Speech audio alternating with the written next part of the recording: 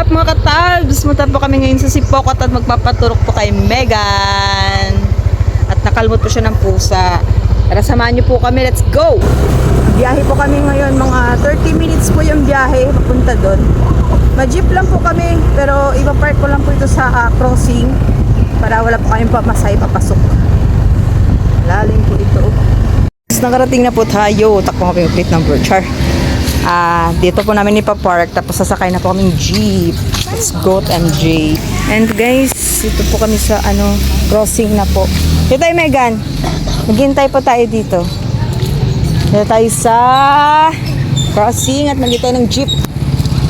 Megan, ang agat ng pusa. Ay, nakalmot ng pusa. Dalhin po po sa clinic. Po sa Sipokot. Mga 30 minutes po yung biyahe papunta doon. Jeep. Ito pa po yung main highway. Main highway na po ito. MacArthur Highway yata ito. I'm not sure. Ito po sa loob po niya. Sa station. Tapos ito po yung LTO ng Ragay. Ayan po. Hintay po tayo ng jeep. Jeep. Sakay na kami.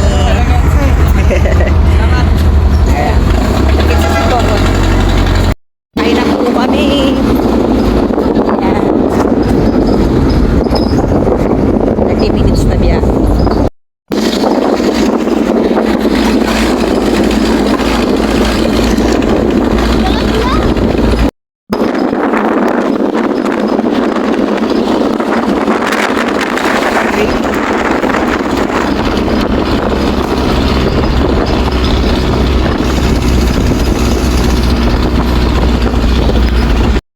You sa jeep. Hi Megan. Hi Megan. May sasakay po ata. Sa crossing, na po kami. Sa crossing. Ano nga tawag dito? Crossing Lupi? Sige ho. Yan. Taas po ng niya. Ay, taas.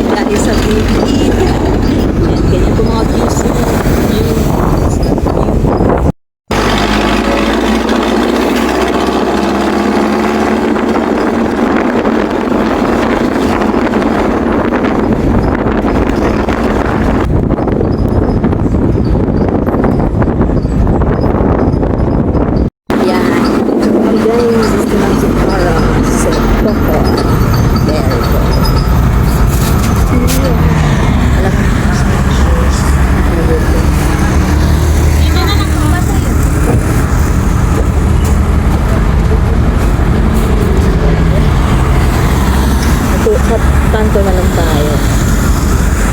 Parating kami, di siya nagsakay. Sa tara na po. Jollibee. Daan. Saya. Nandun tayo sa Shell. Pababa. Dito nga kayo nag-swimming. Saan? Dulo pa. Pero dito na tayo. Baba na po kami dyan sa ayan. Para po. Dito na. Yeah. Thank you. Ito na po ang aming pupuntahan guys. Yan. Dito na po kami. Slide to open. Let's go. Ayun guys, nandito na kami sa clinic. Opo ka. Ayan, kita doktor. Opo kami guys. Ito kami nagpaturo kay Reed. Balik na kami here. Ha? 59 kilos. Ikaw ka Megan, kilo ka. Dali. Ay, kasakay. Sa Bangka Budol Motors. Ano yun? 22.5.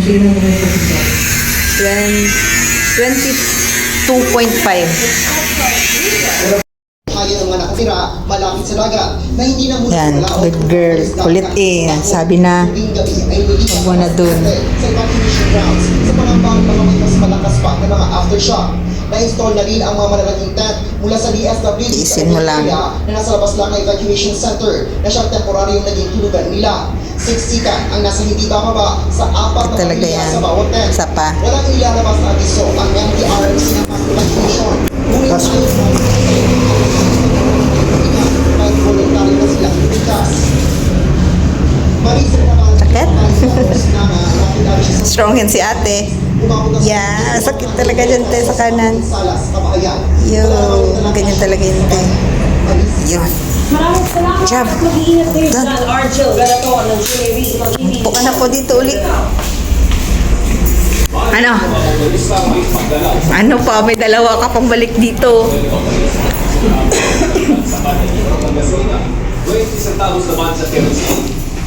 Oil price hike na naman na. Go! And guys, ating schedule na sunod na balik ni Megan. December 8. Tapos December 12. Yun. Nandito po kami sa Safe Pokot. Yan. Madali lang po dito locate guys. Harap lang po siya ng Shell. Wala na kayong pila-pila dito. Pag dito kayo nagpaturo. Tapos gas ka lang. Ay, Lanzones oh. Tapos na po kami magpaturok ni Megan. Mag-aabang na lang kami ng jeep ngayon. Ano yan? Saan? Saan? Dito? Ayan oh. Resort. Puntalan Resort. Saan? Ayun guys, ito na si Megan Jewel. Napos na po. Ang strong niya po. At di siya umiyak. Di siya umiyak! Yan po. Dito po sa Sipokot ngayon. Habang po kaming jeep galing Naga. Para makasakay po papuntang Ragay. At magpa-process po kami ng PhilHealth. Para libre na po yung sunod namin na turok. Nainit. May payong naman pala ako. Hanap po ako ng pedestrian lane para safe po tayo tumawid. Let's go! Ayun, may nahanap na po akong pedestrian guys. Mas malilim din po dun. Kaya punta po tayo dun. May mabilang tubig. Mahirap na pong tumawid kung saan saan. Busy road po kasi ito dito. Yan. Yan. Doon po tayo malapit sa Jollibee. Malapit lang po sa Jollibee. Pero po tayo magja-Jollibee at tatawid tayo guys. Yan. Hindi po sila tayo magsagasa dito. Nasa pedestrian tayo. Yan. Dito na tayo mag-abang. O tayo jeep. Mainom ka tubig. Gasoline station. Caltex, Shell, Petron. Yan po. Wala pa pong jeep na makikita guys. Wala pa akong jeep na makikita. Wait na lang po tayo ng jeep. Jeep lang po tayo. Hindi naman po tayo pwede sa bus. Mga non-stop pong bus na ito. Lalaki po ano. Time check guys, 11:05. Eh sana po, may jeep na pero sana may space po kami. Wala man po ata, Ragay. Kasi po, Ragay. Hindi po pwede. Hindi man agente. Iba yun, iba pala guys, hindi pala Ragay, si Libmanan po. Ano naman guys, sabi ko kung may biyaheng Ragay po ito for hire. Eh parang hindi, parang mahakot lang ito. Hakot na guys. Akala ko Ragay. Sayang naman. Second jeep. Decline. Tagal lang jeep. Almost ilang minutes na kami nag-aabang na ano muna kami. Tara, Megan, nakadatay dun. Baka mag-abang tayo sa kanto. Mayroong biyahe si Pokot Ragay eh. Malakad po kami dun guys. So, mga 5 minutes walk siguro. Wala pa po jeep yun. Magla-lunch time na kasi. Ayan, Jollibee. Hi Jollibee. See you soon. Daan si Josh na ganun. Uwi na po kasi kami at ano. Maghahatid pa po kay Kulot sa school. Punta rin ako. Dala ko po yung motor, ano ko lang sa LTO. Diba ni Ay, payong man tayo. Payong pala, oh.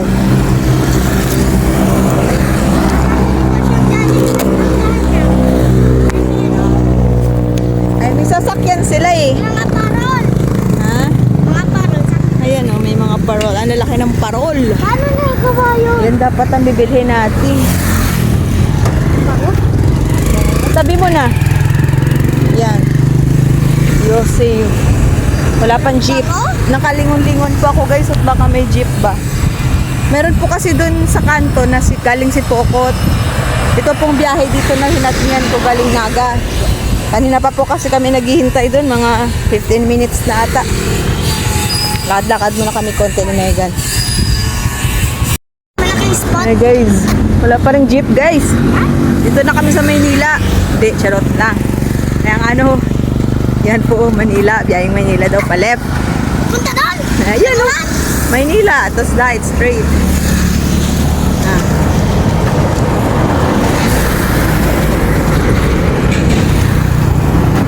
Kami ni Ate Casey, dito kami nag-abang.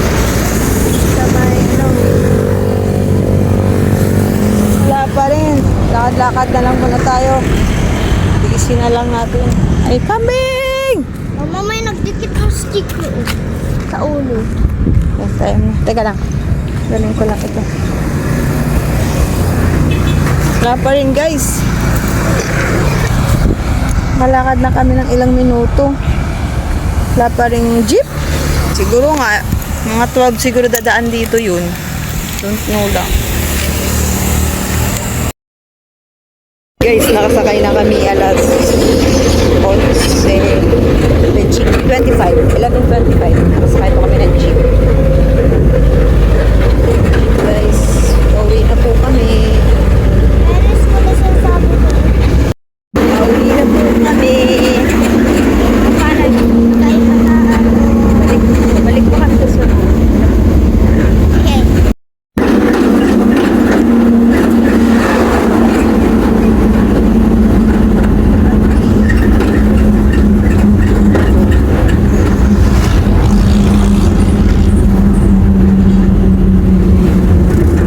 Alas 11.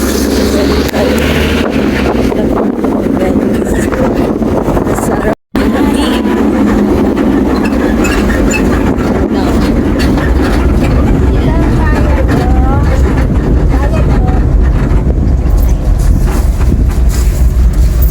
Banga lang ho ah.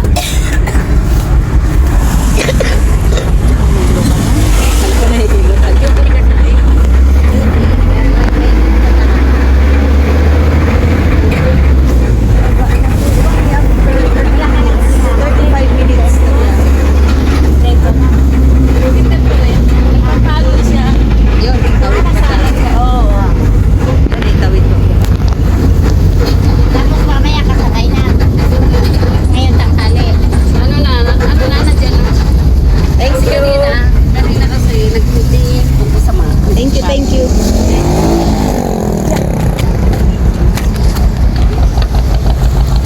Yo! Sukahin po ka to si Mega. Nasusuka daw po siya. Susuka ka? May na tayo alis? Ay, sa gilid. Timing naman ang suka mo. Doon, dali. Susuka po ang amin. Suka na. Ka na? Punasan mo ka mo. Buti napigilan mo.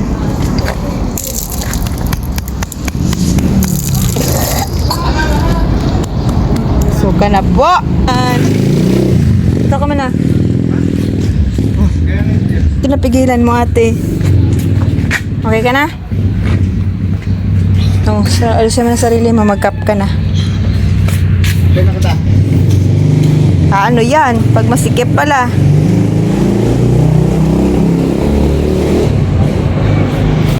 Hello mga katabs, bago ko po tapusin ang aking video at ako'y mag-update ng aking Katapos channel. garden. Yan po. Konti na lang po yung baha. Yan na lang po. Yan, dalawang ganyan. Tsaka yan, dun wala na ho. Yun dun. Medyo basa lang. Kamutihan na po at ang taba na po. Para usog. Yun. Tignan nyo po yung kalabasa ko. Tatandaan mo yan. Medyo ano na po siya oh. Tatandaan mo. Yung torch. Namamatay na ho. Eh. Pero, may bunga pa. Bunga pa, oh. Doon po, meron pa, oh. Namatay, pero may mga bunga pa siya, oh. Ayan, saan pa ba? May nakita pa ako, eh. Wait lang, saan pa? Ngayon lang din ako nakasilipat. Galing po kaming sipokot kanina, umaga. Kaya, ay, ito po, oh. Oh, nakakagulat man. Uy! Ah, kala ko nawala yung kalabasa dito na isa. Ayun, ito na po. Malapit na po ma-harvest ito. Tsaka, ayun. Sabit.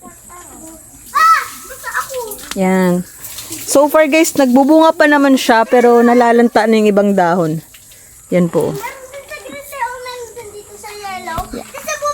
Kaya, check ko rin po yung sa itlog ng manok. Baka nang itlog na po yung nilagay ko po kahapon. Baka nang itlog na siya dun. Tignan niyo po yung kalabasa. Labasa natin. Ano? Ay, bali. Medyo pag ganito na po kasi ang signs na po na pa-expire na siya. Pero tignan niyo po. Ay, bulang na. Ayan. Usually hindi po tumutuloy pag ganyan na po. Ano na lang po natin yung mga kalabasang natira. May kasunod naman na ho, oh. Yan. Kapang na ho siya. Oh, ito na po yung kasunod natin. Dito dapat siya. Yan, dyan po. I-share ko rin din pala kasi dinamuhan na pala nila dito yung likod. Medyo may natira pa ho. Ayan. Tapos yung mulberry ko po nadali. Natabas po. Ayan. Natabas po. Malaki na po sana. Siguro mga ganito na po siya kalaki. Mga ilang feet kaya yan. Mga 1 to 2 feet siguro. Natabas po. Accidentally. Alam po na tanim pero hindi kilala na mulberry. So, titignan ko lang po yung nilagay kong ano. Nilagay ko pong itlogan ng manok dito kahapon. Mainit na guys. Hindi na may... Ewan ko lang ng itlog dito guys. Oh, wala. Negative pa. Hindi niya pa nalalaman. Dito nga kayo mga itlog. Kinausap bigla yung manok eh no. I-check ko rin po pala yung sili ko dito para alam ko na may harvestin ako. Eh, marami na pala ang bungay dito. Oh. Ang galing po ano. May pangsigang na po in case gusto magamit. Yung ano po, oh, yung petchay. Siguro hindi po talaga season ngayon. Ang pangit ng tubo. Sabi kasi ulan. Dadamuhan ko na po siya. Minsan di ko na po binablog ang pagdadamo. Yan, bago ko po tapusin yung vlog. Shout out kay Reed, kay Ate, at saka si Tyrone. Saka si Kulot na wala dito. Tsaka sa manok na nakatingin sa amin. Kada po ng kamote. Thank you guys. Salamat sa pagpanood. See you soon. Salamat.